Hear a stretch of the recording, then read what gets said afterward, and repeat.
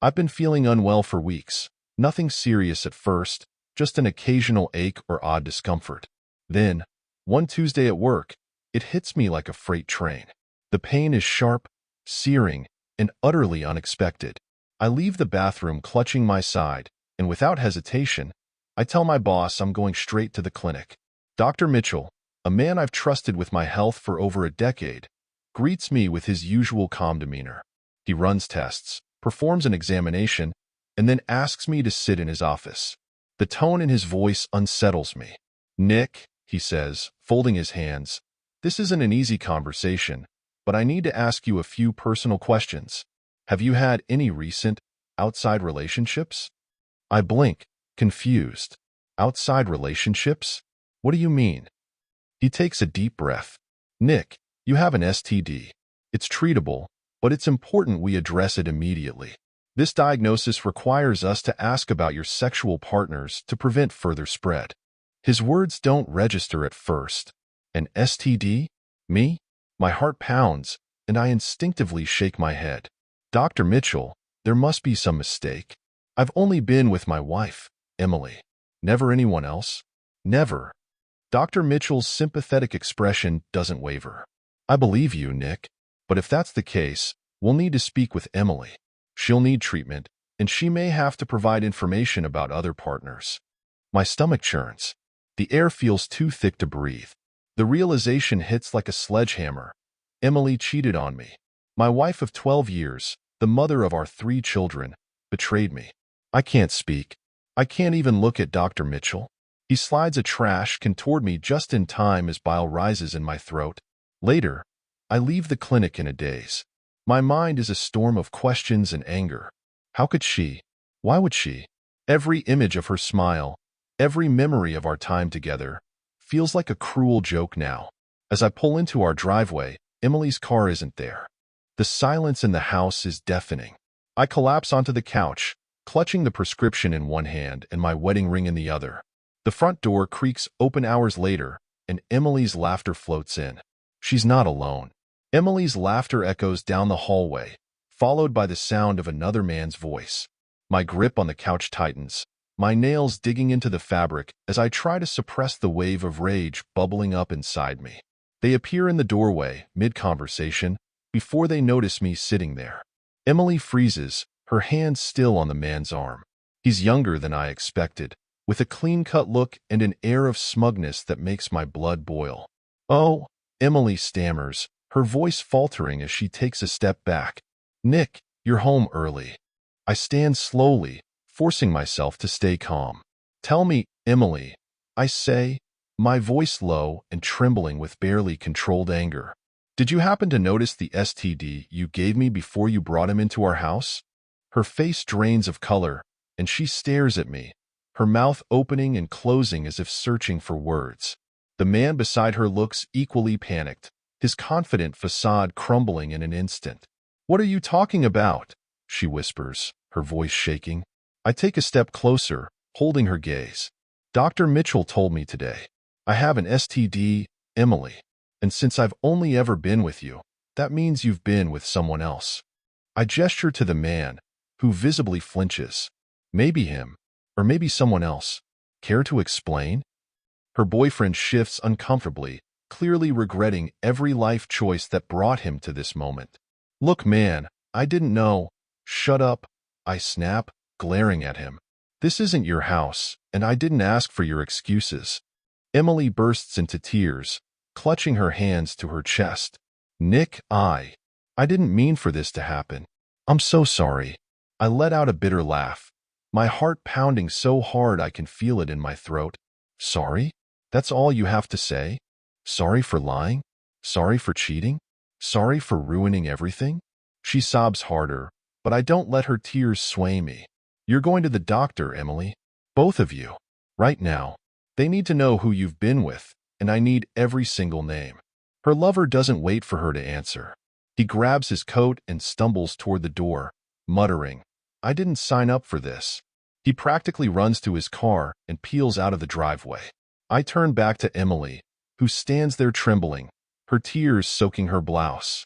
For a moment, the weight of what's happened crashes over me. This is the woman I've loved for 12 years, the mother of my children. I want to scream, to break something, but I know it won't fix anything. Go, I say coldly. Take your car and go see the doctor. Don't come back until you've told them everything. I don't want to look at you right now. Her sobs intensify, but she obeys. Grabbing her keys, she hurries out the door without another word, leaving me standing alone in the silence of our shattered home. The weight of it all finally hits me, and I sink back onto the couch. My chest aches, and for the first time in years, I feel completely and utterly alone. The house feels eerily quiet after Emily leaves. I sit there, staring blankly at the family photos lining the wall, reminders of what I thought was a happy life. The laughter in those pictures feels like a cruel joke now, a facade hiding the rot beneath. I force myself to move, walking to the kitchen to pour a glass of water. My hand trembles so badly that I spill half of it on the counter. Leaning against the sink, I take deep breaths, trying to push back the storm of emotions swirling inside me. The sound of the school bus pulling up outside breaks the silence. My heart sinks as I hear the door open and the familiar chatter of my kids fills the house. Ava, my eldest at 17, calls out first. Dad, are you home? Yeah, I'm here, I reply, trying to steady my voice. I know I can't fall apart, not in front of them. They've already been through enough without adding this to their burdens. Ava appears in the doorway, her sharp blue eyes scanning me with concern. You're home early. Are you okay? She asks, her tone cautious. Before I can answer, Ethan, my 13-year-old son, and Mia, my youngest at 9, barrel into the room. Ethan freezes when he sees me. Whoa, Dad, are you drunk? Mia wrinkles her nose. You smell funny. Did you throw up? I can't help but let out a dry laugh at their blunt observations. No, I'm not drunk. Just had a rough day, that's all. Ethan crosses his arms, studying me. Is it Mom? She's been weird lately. Ava shoots him a sharp look, silencing him. But her reaction catches my attention. She knows something. I can see it in the way she avoids meeting my eyes, the way her lips press into a thin line. Kids, I say, forcing a calm tone. Why don't you go start on your homework? Everything's fine. We'll talk later. Mia doesn't need convincing and skips off, but Ethan hesitates. Ava lingers, her gaze piercing. She's always been perceptive, too perceptive for her own good. Finally, she speaks. I'll stay. Ethan throws his hands up. Whatever, he mutters, leaving the room. Once we're alone, Ava pulls out a chair and sits across from me.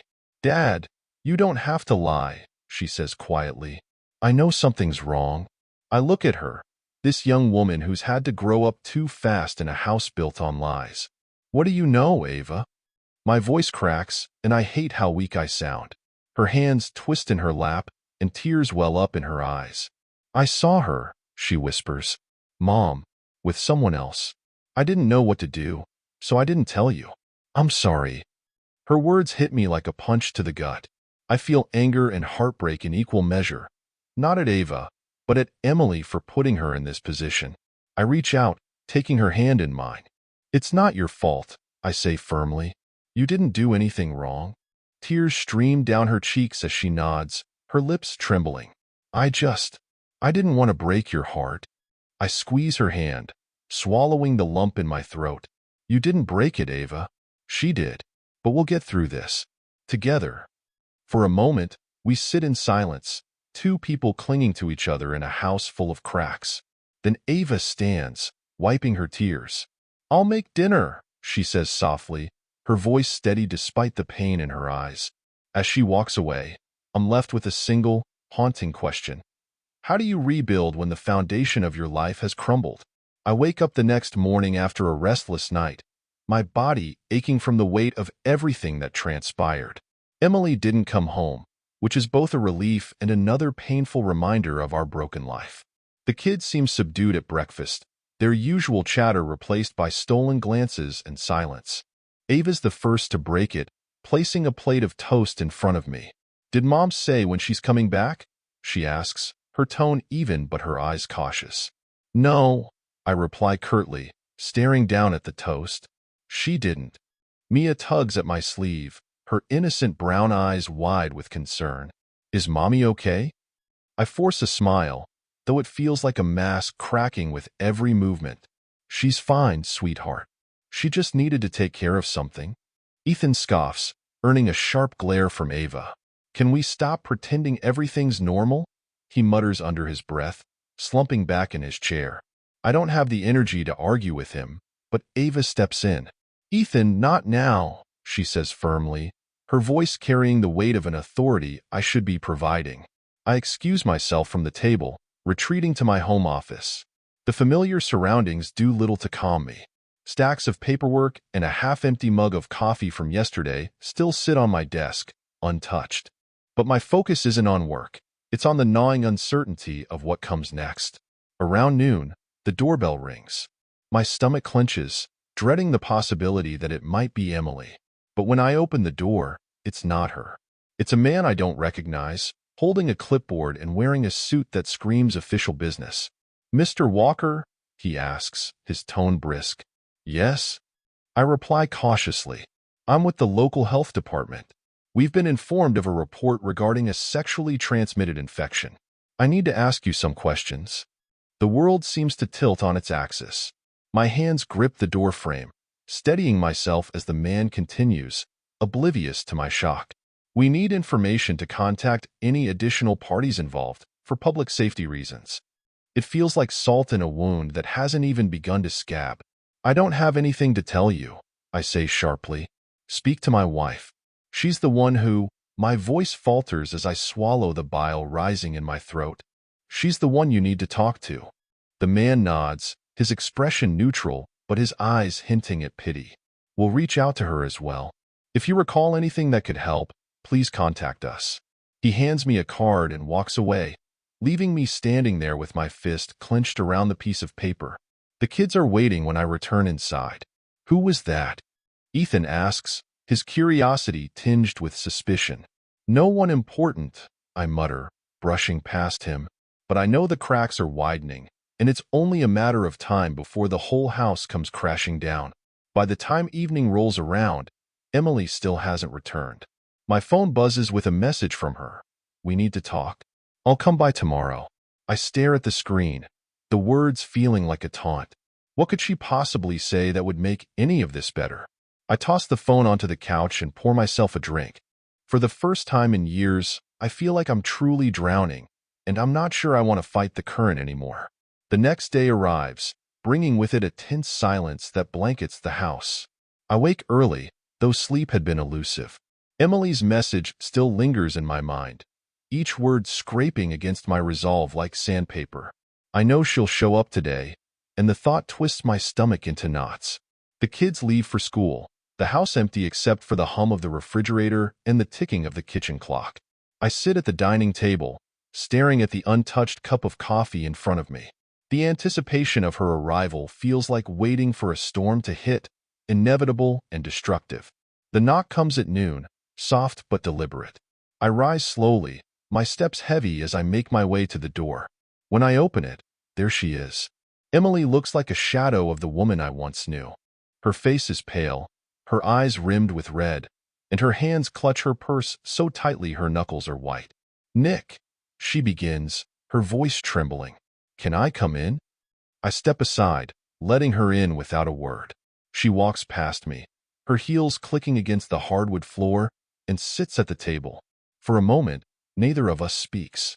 The air between us feels dense, weighed down by everything that has been left unsaid. Finally, she breaks the silence. I went to the doctor, she says quietly, her hands fumbling with the strap of her purse. I got the treatment, and I told them everything. I sit across from her, my arms crossed, my expression unreadable. Everything? I repeat, my voice devoid of emotion. She nods, her eyes fixed on the table. Yes, Nick, her voice catches, and she swallows hard before continuing. I'm so sorry. I never meant to hurt you. I let out a bitter laugh, shaking my head. You didn't mean to hurt me? You cheated on me, Emily. You lied to me. You brought another man into our home, and then you gave me an STD. Which part of that wasn't supposed to hurt? Tears spill down her cheeks as she looks at me, her gaze pleading. I don't know what happened, she whispers. I was lonely, Nick. You were always working, always tired. I felt invisible. Her words hit me like a slap. Invisible? I echo, my voice rising. You weren't invisible, Emily. I was working to provide for our family, to give you and the kids everything you needed. And this, I gesture wildly, my voice breaking. This is how you repay me? She sobs openly now, her hands covering her face. I know I don't deserve your forgiveness, she chokes out. But I love you, Nick. I swear, I love you. The anger inside me flares, but beneath it, there's something else. Pain, raw and unyielding. You don't get to say that, I snap. You don't get to claim love after everything you've done. We sit in silence, the weight of her betrayal pressing down on us. Finally, I take a deep breath, trying to steady myself. You can stay in the guest room for now, I say coldly. But we're done, Emily. I'll be talking to a lawyer tomorrow. Her sobs intensify, but I don't let myself feel anything. Not pity, not compassion, not anymore. She rises slowly, her movements shaky. I'll move my things, she whispers, her voice barely audible. Then she retreats down the hallway, leaving me alone with the broken pieces of our life. That evening, the house is eerily quiet, broken only by the occasional shuffle of Emily moving her things into the guest room. I try to focus on anything but the weight of her presence, but it's impossible. Every creak of the floorboards feels like a reminder of what she's done. The kids come home, and the tension is palpable. Ava notices immediately and pulls me aside while Ethan and Mia settle in with their homework. She's here, Ava says flatly, her arms crossed. It's not a question. It's an observation layered with disappointment. She's staying in the guest room, I reply, keeping my voice low. For now. Ava's eyes narrow. Why? After everything she's done, you're letting her stay? She's still your mother, I say, though the words feel hollow even as I say them. And until we figure out the next steps, I don't want to uproot you and your siblings more than necessary. Ava shakes her head, her jaw tight. She doesn't deserve this house. She doesn't deserve us. Her voice cracks, and she looks away, blinking back tears. I reach out, resting a hand on her shoulder. I know how you feel, Ava. Trust me, I do. But we'll get through this. One step at a time. She pulls away, not unkindly, but with a frustration I can't blame her for. I'll be in my room, she mutters, leaving me standing in the hallway, feeling like a failure. Later that night, as I tuck Mia into bed, she looks up at me with wide, innocent eyes. Is Mommy okay? She asks softly. She was crying earlier. I swallow hard, trying to find the right words. She's fine, sweetheart. She's just going through a hard time. Mia nods, seemingly satisfied, and wraps her arms around my neck. I love you, Daddy, she whispers, her voice muffled against my shoulder. I love you too, I reply, my throat tightening. More than anything. As I leave her room, I hear movement in the guest room. Curiosity, or maybe masochism, drives me to the door, where I knock lightly. Emily's voice calls out, shaky but clear. Come in. I push the door open to find her sitting on the bed, a pile of folded clothes next to her. Her eyes are red-rimmed, her face pale. She looks up at me, and for a moment, neither of us speaks. I'll start looking for a place tomorrow, she says quietly, breaking the silence. I nod, leaning against the doorframe. Good. She hesitates, then looks down at her hands. Nick, I know you don't want to hear this, but I'm sorry. For everything. I clench my fists at my sides, the familiar anger bubbling up again. Sorry doesn't fix this, Emily. It doesn't undo what you did. It doesn't erase the betrayal. Her shoulders sag, and she nods. I know. I need you to know that I hate myself for what I've done. I don't respond. I can't. Instead, I turn and walk away, closing the door behind me. My chest feels like it's been hollowed out, leaving nothing but an aching void. Back in my room, I sit on the edge of the bed, staring at the family photo on the nightstand. In it, we're all smiling, arms wrapped around each other. I barely recognize the man in that picture anymore. The next morning dawns gray and cold, mirroring the weight in my chest. I dress quietly, avoiding Emily, who I know is still in the guest room. By the time I make it to the kitchen, Ava is already there, sipping coffee and scrolling through her phone. "Morning," she says, not looking up. Her tone is clipped, guarded. "Morning," I reply, pouring myself a cup and leaning against the counter. For a moment, neither of us speaks. The silence feels heavier than the words we're not saying. Finally, Ava sets her phone down and looks at me. "What's the plan, Dad? Are you going to divorce her?"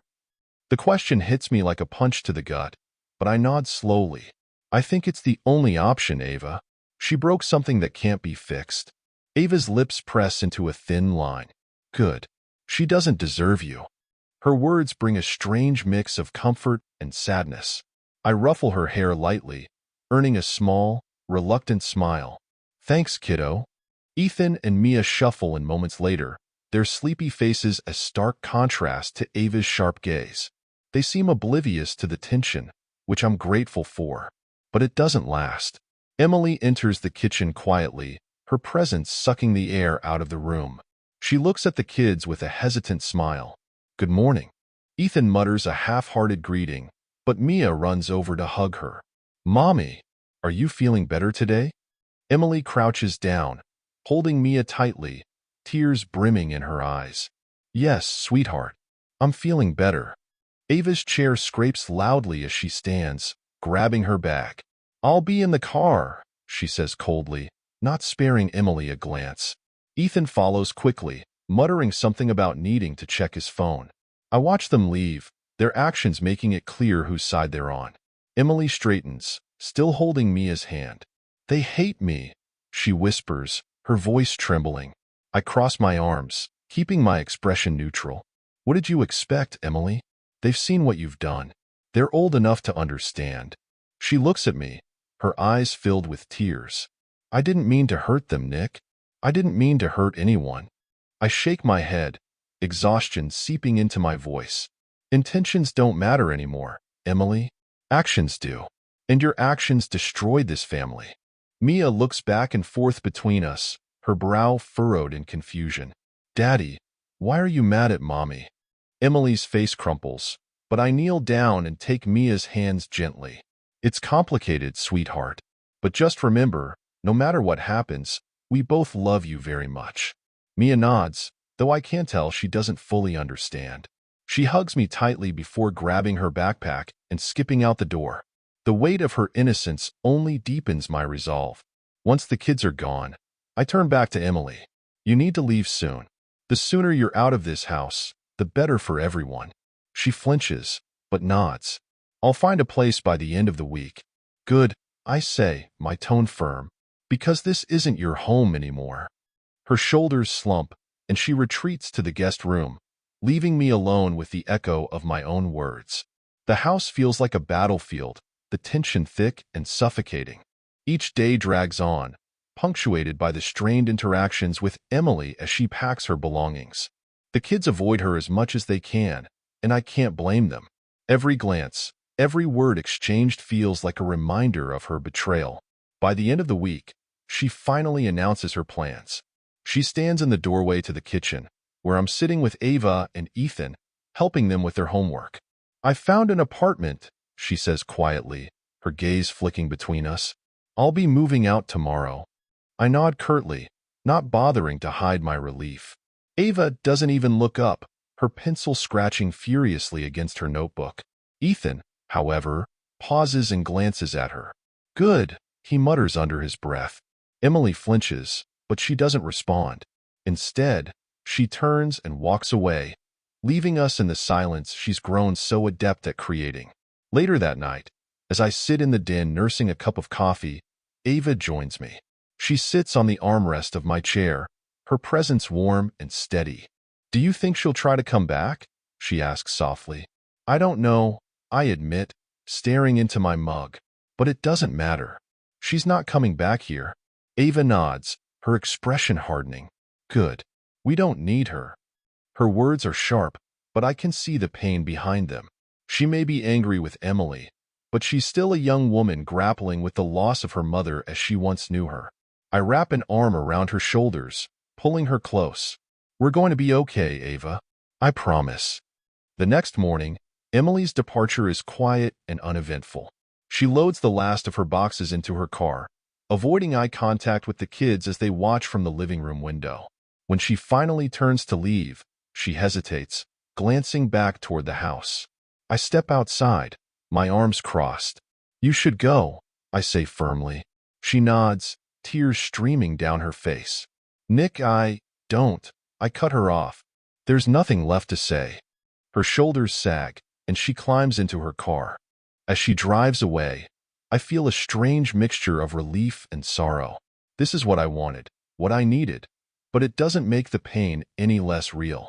Inside, the kids are subdued, their emotions bubbling just beneath the surface.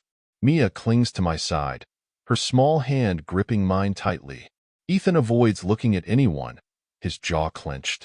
Ava, ever the protector, stands tall, her eyes fixed on the driveway as if daring Emily to come back. Let's have a movie night, I suggest, forcing a smile. Your choice, Mia. Her face lights up, and for a moment, the weight in the room lifts. Can we watch that one with the singing animals? She asks eagerly.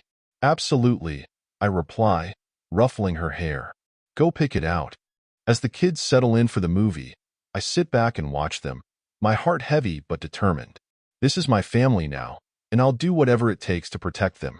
The following weeks feel like a blur of adjustments. Emily's absence is both a relief and a challenge. The kids struggle to adapt, especially Mia, who frequently asks when she'll see her mother again. Each time, I offer a carefully measured response, promising that they'll visit her soon, even though the very thought twists my gut. Ava, on the other hand, grows more protective and outspoken.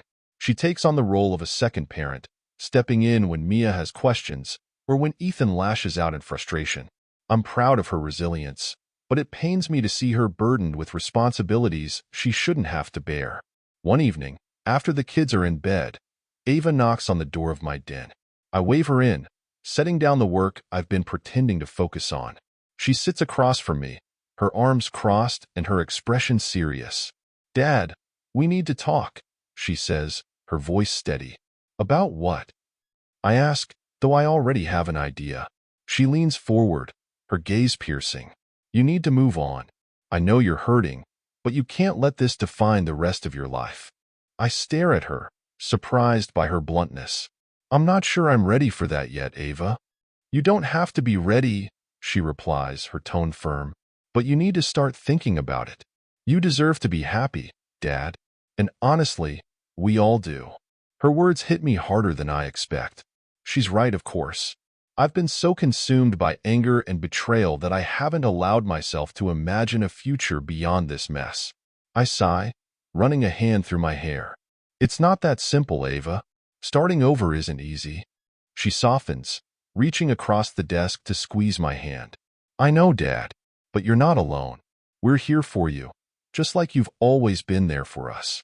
Her maturity leaves me speechless, and for the first time in weeks, I feel a glimmer of hope. Thanks, kiddo, I say, my voice thick with emotion. I'll think about it. Over the next few days, I begin to take small steps forward. I spend more time with the kids, planning outings and movie nights to keep us all distracted. I reconnect with old friends, letting them pull me out of the isolation I'd sunk into. And slowly, the pieces of my life start to feel less jagged. One afternoon, while cleaning out the garage, I stumble across a box of old photos. The sight of them sends a pang through my chest, but I can't help but sift through the memories. There are pictures of family vacations, birthdays, and holidays, all moments that once felt so perfect. I come across a photo of Emily and me on our honeymoon, smiling brightly with the ocean behind us.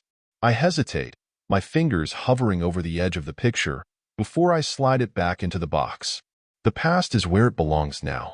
Later that evening, I sit on the porch with Ava, watching the sunset. She leans her head on my shoulder, and for the first time in a long while, I feel a sense of peace. Thanks for not giving up on me, I say softly. She smiles, her gaze fixed on the horizon. I never will, Dad. The days turn into weeks, and while the sting of Emily's betrayal hasn't faded completely, it becomes easier to manage. The kids and I find a new rhythm, one that feels lighter, freer, even as the scars of the past linger just beneath the surface. One evening, as we're finishing dinner, Ava brings up something unexpected. "Dad, there's a parent-student networking event at school next weekend. It's for parents to meet professionals who can give advice about college and careers. You should come." I glance at her, surprised. "You want me to come to a school event?" She rolls her eyes but smiles. "Yes, Dad. You need to get out of the house more. Besides, it'll be good for you to meet people. Who knows? You might even have fun." Ethan snickers. "Dad? Fun? Yeah, right." I shoot him a mock glare. "Watch it, kid."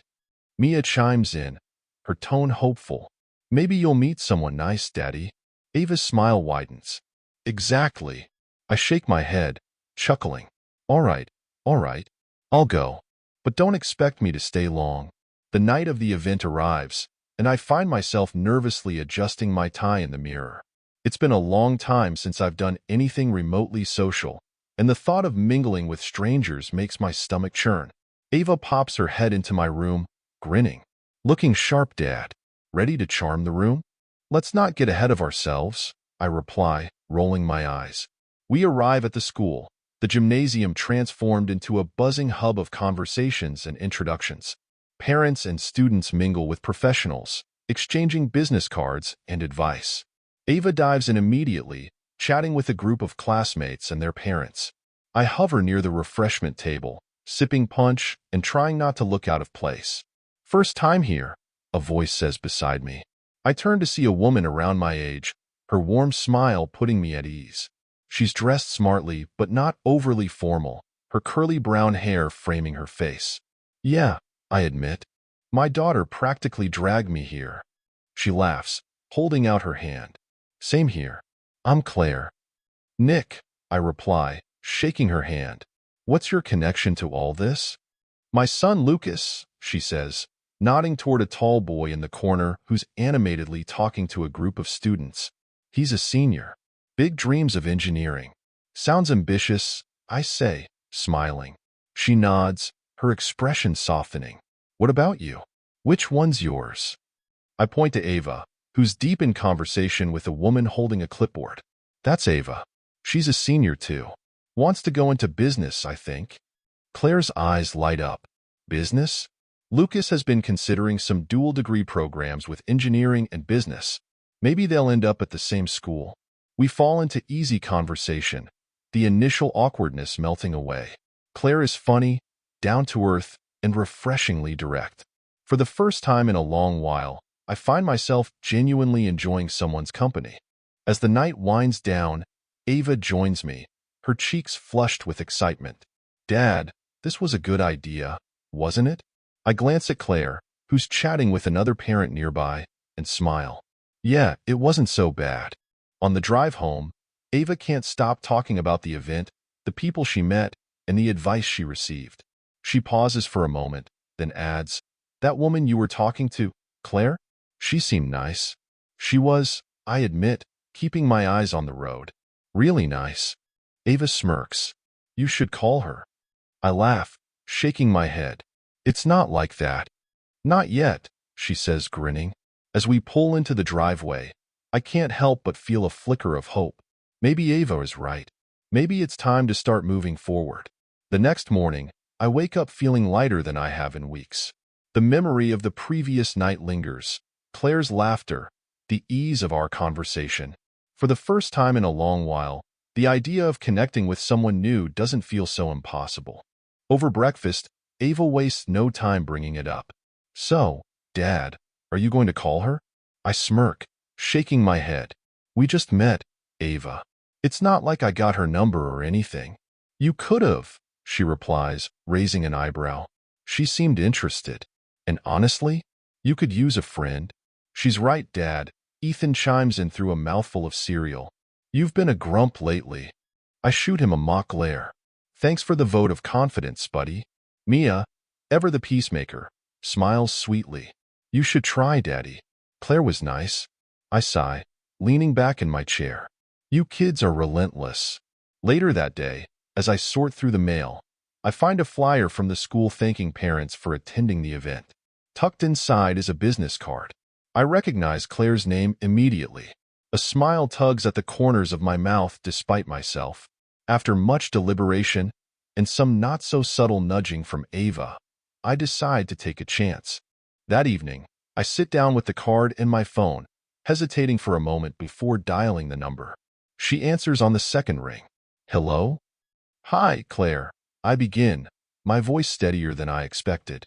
It's Nick, from the school event. Nick. Hi, she says, her tone bright and welcoming. This is a surprise. I hope it's a good one, I reply, chuckling nervously. I just wanted to say I enjoyed talking with you last night. Me too, she says warmly. Lucas even mentioned Ava today. He said she seems really driven. She is, I reply, pride swelling in my chest. She keeps me on my toes. Claire laughs. I can relate. So, what's on your mind, Nick? I hesitate, then take a deep breath. I was wondering if you'd like to grab coffee sometime. No pressure, of course, but I thought it might be nice to continue our conversation. There's a brief pause, during which I hold my breath. Then she replies, her voice tinged with a smile. I'd like that. We make plans to meet at a cafe downtown later in the week. When I hang up, I sit there for a moment, letting the reality sink in. It's a small step, but it feels monumental. The day of our coffee date arrives, and I find myself fidgeting nervously as I wait at the cafe. When Claire walks in, her warm smile instantly puts me at ease. Nick, she says, sitting across from me. I'm glad you called. Me too, I admit, surprising myself with how much I mean it. We fall into easy conversation, talking about everything from parenting to career aspirations to the challenges of starting over. She shares bits of her own story, a divorce a few years ago, the struggles of co-parenting, and the joy she's found in watching Lucas grow. I think we're all just figuring it out as we go, she says with a laugh, sipping her coffee. Isn't that the truth? I reply, feeling a connection I haven't felt in years. As the date comes to an end, I realize how much I've missed this simple, honest connection with someone who understands the complexities of life. We exchange numbers, and as I leave the cafe, I can't help but feel hopeful for the first time in a long time. When I get home, Ava is waiting with a grin. So, how'd it go?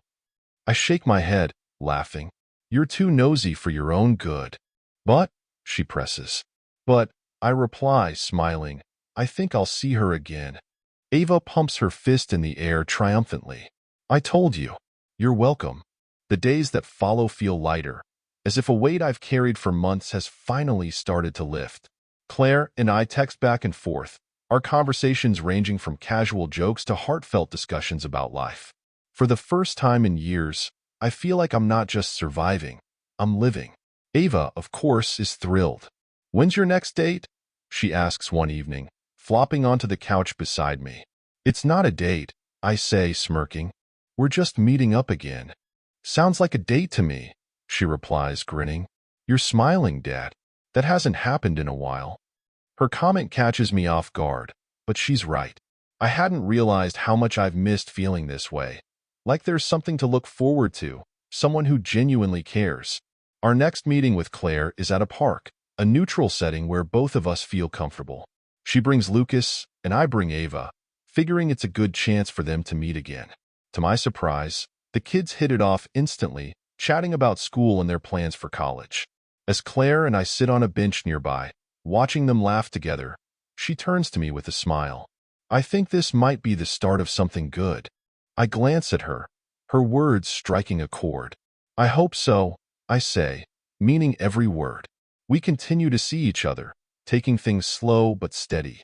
She's cautious, and so am I, but the mutual respect and understanding we share make it feel natural. She becomes a bright spot in my life, a reminder that even after the darkest storms, there's still a chance for light. The kids begin to notice the change in me. Ethan teases me relentlessly, calling Claire my girlfriend, while Mia just beams every time I mention her name. Ava, ever the ringleader, makes sure to remind me how right she was from the beginning. One evening, after dinner, Ava corners me in the kitchen. So, Dad, when are you going to introduce her to everyone officially? I freeze, my hand hovering over the sink. What do you mean? You know what I mean, she says, rolling her eyes. Mia and Ethan love her already, and so do I. It's time you made it official. I laugh nervously, shaking my head. It's not that simple, Ava. Why not? She presses, her tone earnest. You're happy, Dad. She's good for you. We all see it. Her words stick with me, and over the next few days, I can't shake the thought. Claire and I have been seeing each other for months now, and while I'm still cautious, I can't deny how much she's become a part of my life. And my kids' lives, too. One evening, I invite Claire over for dinner, deciding it's time to take that next step. She arrives with a bottle of wine and her warm, easy smile, instantly putting everyone at ease. The kids adore her, and by the end of the night, it feels like she's been a part of our family all along. After the kids head to bed, Claire and I sit on the porch, sipping wine and watching the stars. This feels right, she says softly, leaning against me. It does, I agree, my heart swelling with gratitude. I don't think I realized how much I needed this. Needed you. She smiles, her hand finding mine. We're building something good, Nick. One step at a time. As I look at her, I feel a sense of peace I haven't felt in years. For the first time, the future feels bright, filled with possibilities I never thought I'd have again. Life begins to settle into a rhythm I hadn't expected, a rhythm that feels hopeful and, dare I say it, happy. Claire becomes a constant presence in our lives, not in an intrusive way, but as a quiet source of support and joy. The kids warm to her even more, with Mia often calling her Miss Claire and asking her endless questions about baking and gardening. One Saturday, Claire joins us for a family outing to the local fair. The crisp autumn air is filled with the scent of caramel apples and popcorn, and the sound of laughter and cheerful music surrounds us. The kids dart from one game booth to the next, their excitement infectious. As we walk through the fairgrounds, Claire and I fall into step behind them, her arm brushing against mine.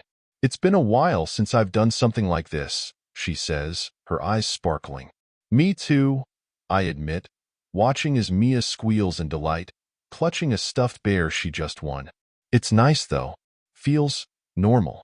Claire smiles, slipping her hand into mine. Normal's underrated. We spend the day laughing, talking, and enjoying the simple pleasures of the fair. At one point, Ava pulls me aside, her expression serious. You're really happy, aren't you? She asks, her voice soft. I glance over at Claire, who's helping Mia pick out a face paint design, and nod. Yeah, I am. Ava's lips curve into a small smile. Good. You deserve it.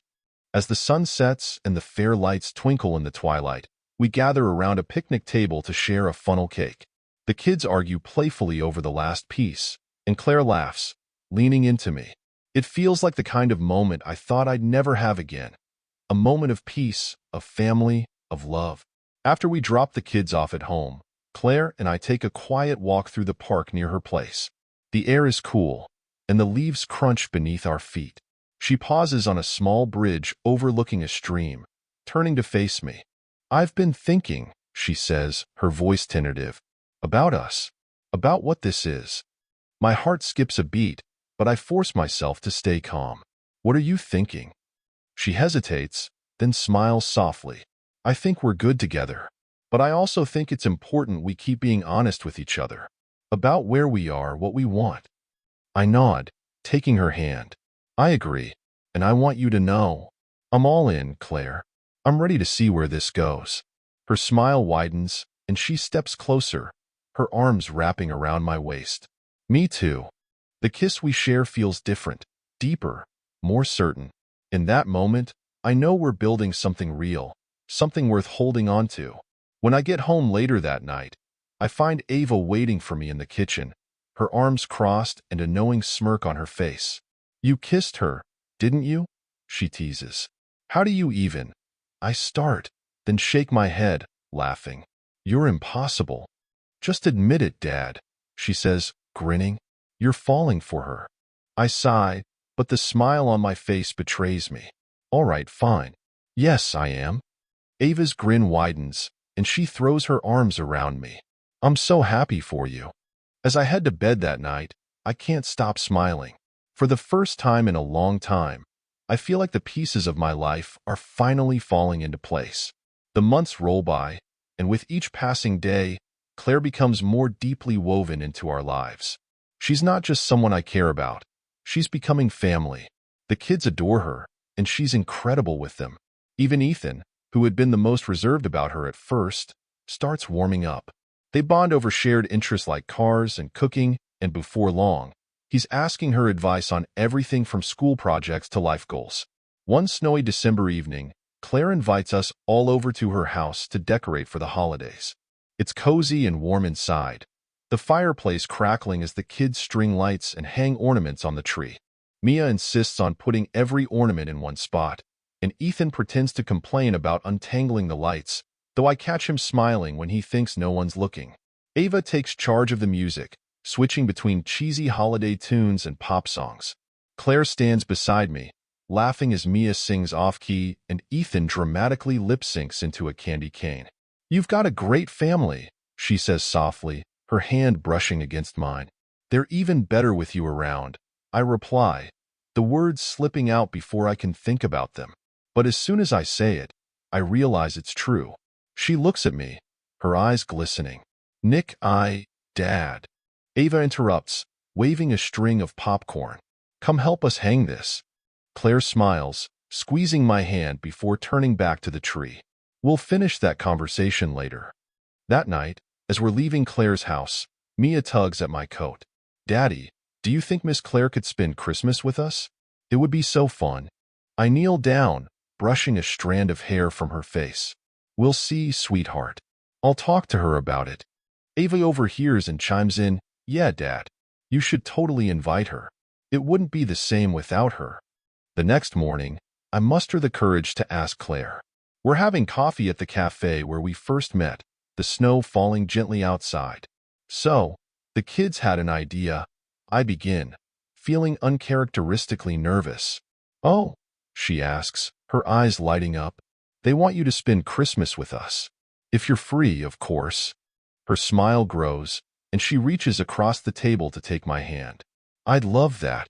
Christmas morning is magical. The house is filled with laughter and the smell of cinnamon rolls baking in the oven. Claire fits seamlessly into our traditions, helping the kids tear into their gifts and laughing at the terrible jokes in the holiday crackers.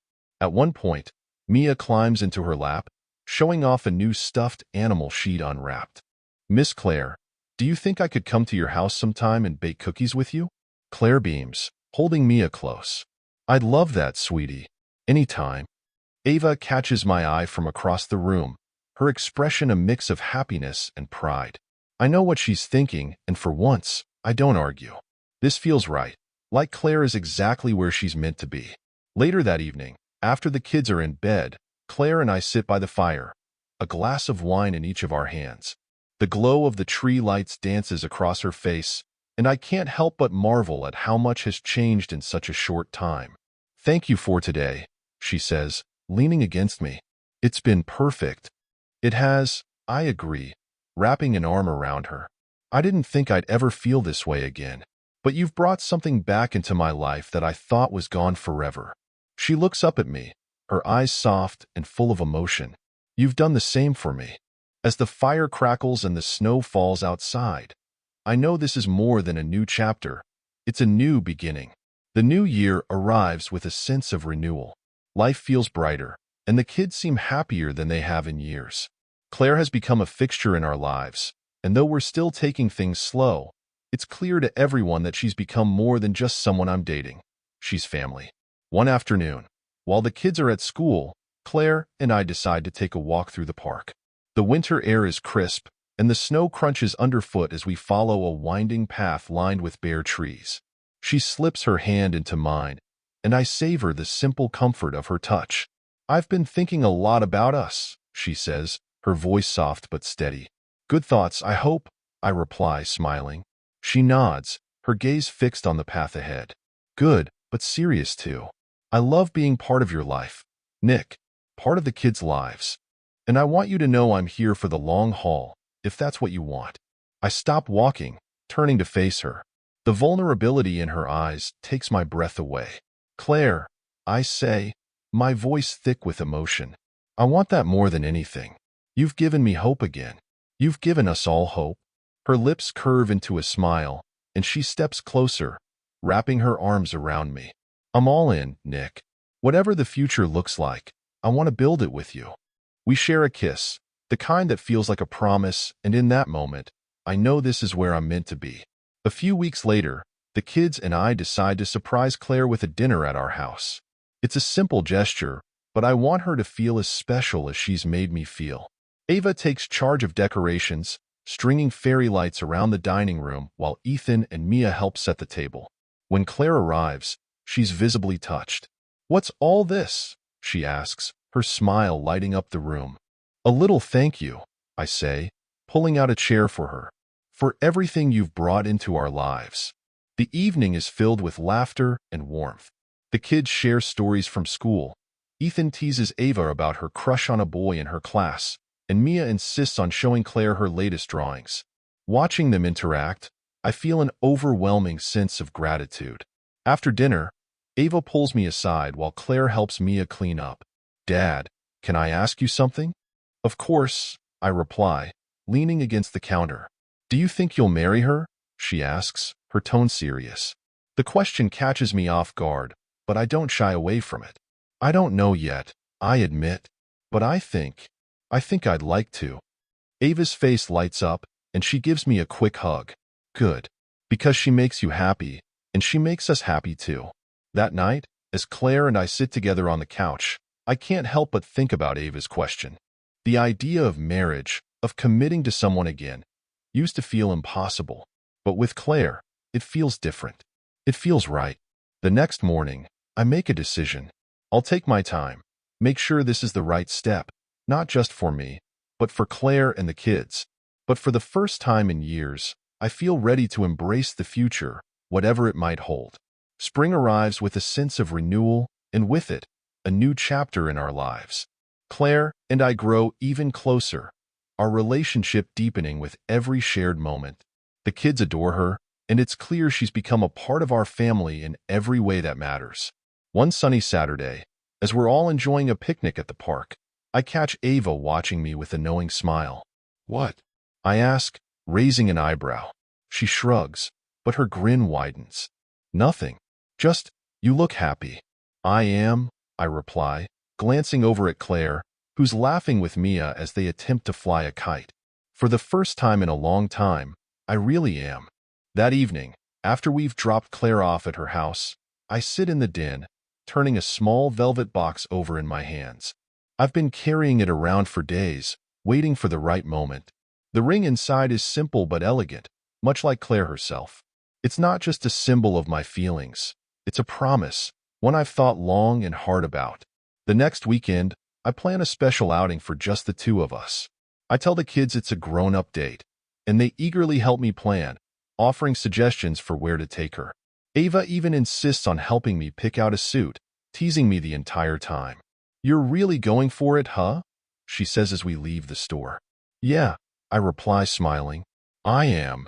When Saturday arrives, I take Claire to the spot where we had our first real conversation, the small cafe downtown. She smiles as we settle into the same corner table, the memory bringing a warmth to her eyes.